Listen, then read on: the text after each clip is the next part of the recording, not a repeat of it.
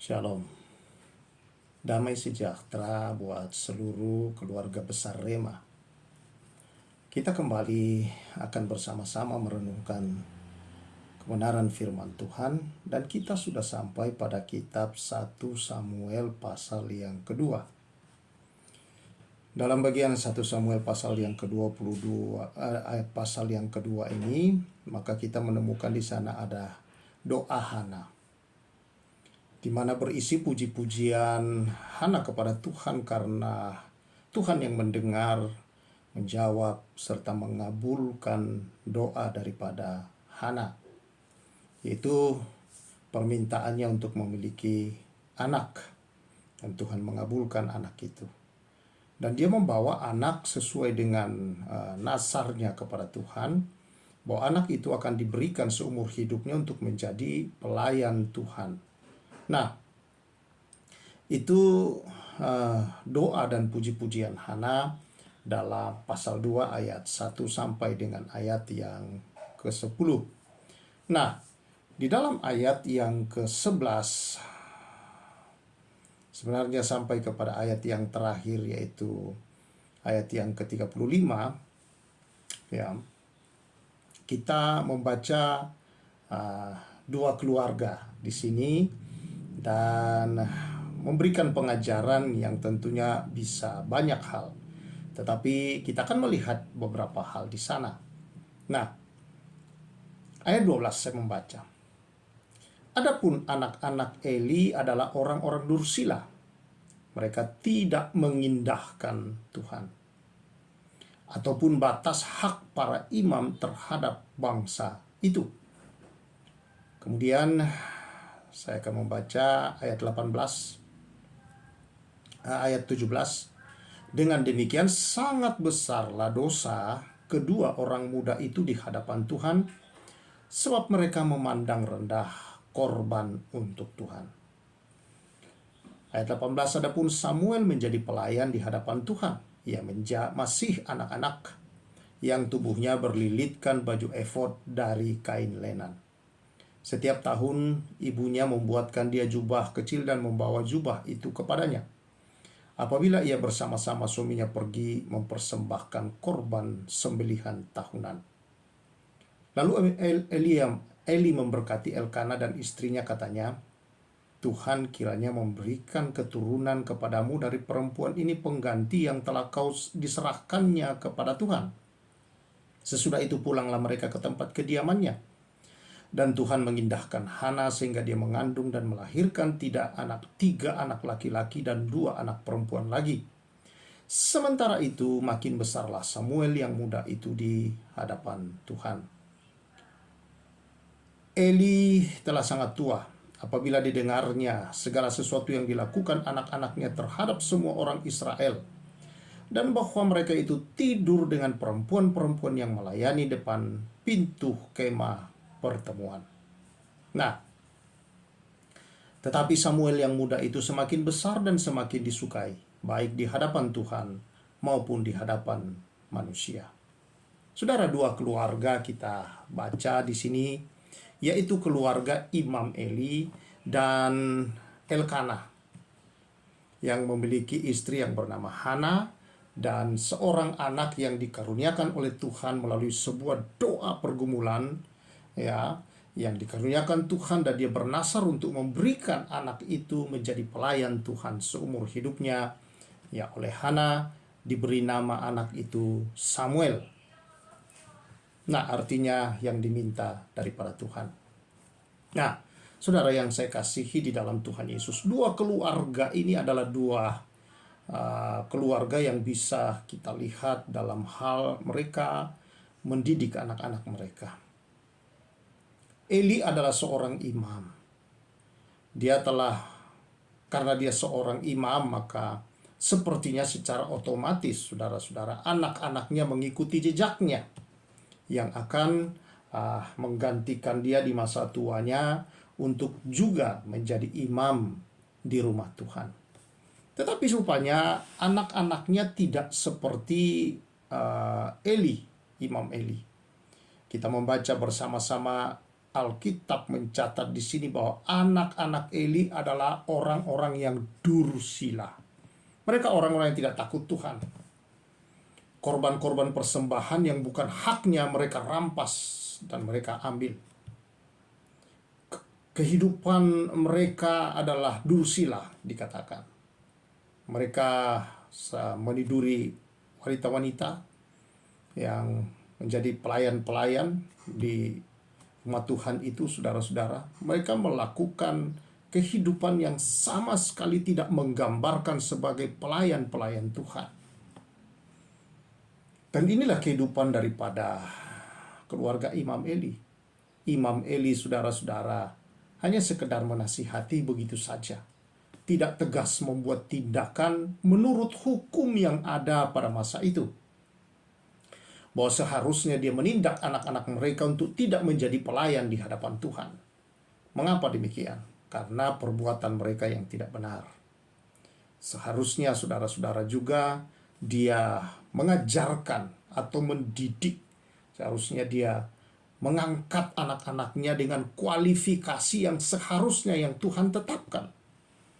Tetapi rupanya Eli tidak melakukan hal itu dan membiarkan anak-anaknya. Walaupun dia mendengar dari orang lain, dia hanya memberi nasihat begitu saja dan menyerahkannya kepada Tuhan. Saudara-saudara yang saya kasihi di dalam Tuhan Yesus, dia seorang imam, seharusnya dia tegas akan hal dosa kepada Tuhan, apalagi ini adalah anak-anaknya. Tetapi Imam Eli tidak melakukan tugasnya sebagai seorang ayah yang pertama. Yang kedua, saudara-saudara, dia terlebih lagi tidak melakukan tugasnya sebagai seorang imam. Dia berkompromi dengan dosa anak-anaknya, dengan tidak memecat anak-anaknya, dengan tidak menyerahkan ke dalam hukum yang ada sesungguhnya dengan perbuatan mereka itu, dan tidak menghadapkan itu kepada Tuhan. Saudara-saudara, menunjukkan bahwa dia tidak melakukan kebenaran firman Allah. Nah, ini kesalahan Imam Eli, saudara, yang tidak boleh dicontoh sebagai orang tua. Tentunya kita harus tegas, dosa adalah dosa, kesalahan adalah kesalahan. Di dalam mendidik anak, Hana jauh lebih baik bersama Elkana. Kita membaca bahwa ketika Samuel diserahkan di rumah Tuhan, saudara, dia tumbuh besar dan menjadi kesukaan banyak orang dan juga kesukaan di hadapan Tuhan. Apa yang Hana lakukan? Kita tahu setelah anak ini lahir, Hana menyusui anak itu, saudara, dan tidak lagi pergi ke rumah Tuhan. Kalau kita baca di 1 Samuel pasal 1, ketika Hana mendapatkan anak itu, dia tidak pergi lagi, saudara, untuk beribadah ke rumah Tuhan setiap tahun seperti yang biasa dia lakukan. Dia mengurus anak itu sampai dia bisa disapih. Dan artinya dia lepas susu, lalu kemudian dia menyerahkan anak itu untuk mulai memasuki tanggung jawab, tugas, panggilan anak itu, saudara. Dia mendidiknya, mengarahkan anak itu, membawanya ke tempat yang tepat, saudara. Ya, yaitu menyerahkan ke hadapan Tuhan. Tetapi apakah saudara-saudara bahwa setelah dia menyerahkan di hadapan Tuhan, Elkana dan Hana membiarkan anaknya terserah dia di sana mau jadi baik atau tidak? Tidak. Kita memperhatikan bahwa Hana selalu membuatkan, di sini kita membaca, Hana setiap tahun selalu membuatkan, ayat 19, setiap tahun ibunya membuatkan dia jubah kecil. Saudara yang saya kasih di dalam Tuhan Yesus, dan membawa jubah itu kepadanya apabila ia bersama-sama suaminya pergi mempersembahkan korban sembelihan tahunan.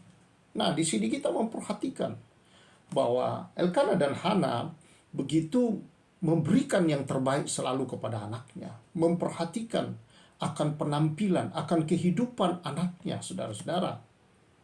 Ya, dengan memberikan jubah yang selalu baru setiap tahun. Ini jubah, memang tentunya yang pertama, jubah di sini berbicara tentang dia jubah sebagai seorang manusia yang memerlukan seperti kita. Ya, mereka jubah yang kita katakan pakaian kita ini, saudara. Ya. Tetapi ini juga berbicara tentang sikap, tentang penampilan hidup. Rupanya orang tua daripada Samuel memperhatikan Samuel dan selalu memberikan yang baru. selalu saudara-saudara untuk mengajarkan atau memberikan sebuah penampilan yang baru, berarti mengarahkan anaknya kepada apa yang menjadi tujuan ilahi dalam hidup anak itu. Sehingga anak itu tumbuh di dalam pengenalan yang baik dan benar tentunya, dan di dalam sikap yang benar.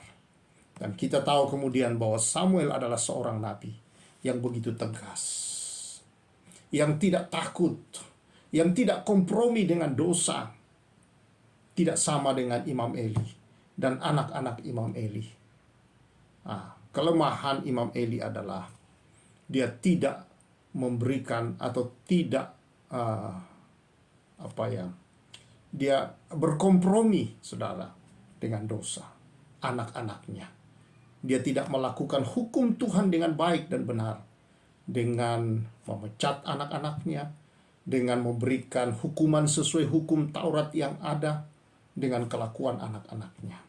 Dia membiarkan anak-anaknya untuk melakukan apa yang mereka mau lakukan. Inilah kesalahan terbesar Imam Eli, yang kita belajar untuk tidak melakukan kesalahan yang sama. Dosa adalah dosa. Salah harus diperbaiki, saudara-saudara. Sikap hidup harus terus diubah, diperbaiki dari waktu ke waktu. Melalui kebenaran firman Tuhan, melalui perintah hukum-hukum Tuhan kepada kita. Oleh kasih karunia Tuhan, kita terus harus mengalami perubahan hidup dalam sikap hidup kita, saudara. Dalam karakter kita. Karena itulah yang akan membawa hal yang baik di masa depan. Anak-anak harus dipersiapkan dengan karakter-karakter yang benar. Mereka harus tahu mana yang benar, mana yang tidak. Saya memperhatikan ada anak-anak sekarang ketika dia melakukan hal yang sebenarnya salah, yang tidak benar, tidak lagi ditegur, tidak lagi, saudara, untuk diberitahu mana yang benar. Sehingga anak-anak itu bertumbuh kadang-kadang dia tidak tahu benar, mana dia tidak benar-benar tahu mana yang baik, mana yang tidak, apakah ini benar atau salah. Mereka melakukan semuanya seperti menjadi benar. Ini saudara-saudara yang perlu kita perhatikan. Alkitab berkata, saudara-saudara, bahwa memanjakan anak itu sama dengan membunuh anak. Tetapi saudara-saudara, firman Tuhan berkata, tidaklah akan kau membunuh dia dengan rotan. Artinya saudara-saudara, yang perlu, kalau perlu memang harus rotan berjalan. Tentu dengan tidak menginginkan kematiannya, atau sewajarnya didikan dengan cukup keras kadang-kadang, saudara, untuk melakukan terhadap anak. Inilah perbedaan-perbedaan yang kita lihat. Memang secara psikologi seringkali saudara-saudara tidak diizinkan adanya hajaran, saudara-saudara. Tetapi kadangkala bukan hajaran yang keras yang mematikan anak, tidak melukai anak, tidak. Tetapi memberikan dengan cara yang benar dan dengan waktu yang tepat untuk mendidik anak itu tahu bahwa itu salah, itu dosa, itu tidak benar. Tidak hanya cukup dengan kata-kata, kadangkala demikian, tetapi tindakan untuk harus melepaskan dia dari posisi itu, bahwa itu adalah dosa. Eli tidak melakukan itu. Ketika dia mendengar anak-anaknya berbuat dursila, dia tidak melakukan sesuai dengan perintah Tuhan. Hanya berbicara begitu saja. Nasihat biasa saja. Nasihat penting. Tetapi tindakan untuk menarik dia keluar dari dosa, itu jauh lebih penting. Saudara-saudara yang saya kasih dalam Tuhan, tentu masih banyak hal yang bisa kita belajar dalam bagian firman Tuhan ini. Kiranya kebenaran ini saudara baca dan saudara lihat di sana. Bagaimana perbedaan keluarga Elkana dan keluarga Imam Eli. Bukan berarti saudara-saudara seorang hamba Tuhan, imam. Kalau kita sekarang mungkin seorang pemimpin rohani, saudara-saudara, tidak ada pergumulan. Sama antara pemimpin rohani dan jemaat, sama-sama mengalami pergumulan dalam rumah tangga. Masalah anak, masalah apa saja dalam rumah tangga. Nah, saudara-saudara yang saya kasihi, tapi kebenaran firman Allah yang kita terapkan, itulah yang menentukan perjalanan anak-anak kita ke depan. Apakah kita mendidiknya di dalam kebenaran? Karena firman Tuhan berkata, dengan apakah seorang muda mempertahankan kelakuannya bersih? Dengan menjaganya sesuai dengan firman Tuhan. Mazmur 119 ayat yang ke-9 berkata demikian, saudara-saudara. Tidak ada jalan lain untuk membuat anak-anak bisa memiliki karakter yang benar di masa depan mereka. Letakkan pondasi yang benar dari masa muda mereka, masa kecil mereka, yaitu ajar mereka berdiri di atas kebenaran firman Allah. Hidup di atas kebenaran firman Allah, takut akan Tuhan. Dengan demikian mereka akan berjalan dan tidak mudah dijatuhkan, dipengaruhi, diruntuhkan oleh dunia, karena mereka punya pondasi yang kokoh. Bangunan mereka akan menjadi bangunan yang indah di masa depan mereka.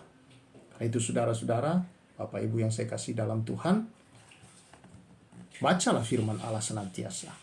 Hiduplah di dalamnya, supaya hidup kita juga menjadi teladan dan contoh bagi anak-anak. Apa itu? Takut akan Allah. Kiranya kebenaran Tuhan senantiasa mewarnai seluruh kehidupan kita, dan damai sejahtera Allah yang melampaui segala akal itu memelihara hati dan pikiran saudara saat ini sampai Maranatha. Tuhan Yesus memberkati kita semua dalam anugerahnya yang besar. Rumah tanggamu biarlah senantiasa diwarnai, dibesarkan, dan berjalan di dalam kebenaran firman Tuhan. Damai Tuhan, kebahagiaan, sukacita Tuhan bersama dengan Bapak Ibu Saudara semua. Demi nama Yesus. Amin. Tuhan Yesus memberkati kita semua dari kebenaran ini. Dan saya Pastor Samuel menyampaikan salam restorasi.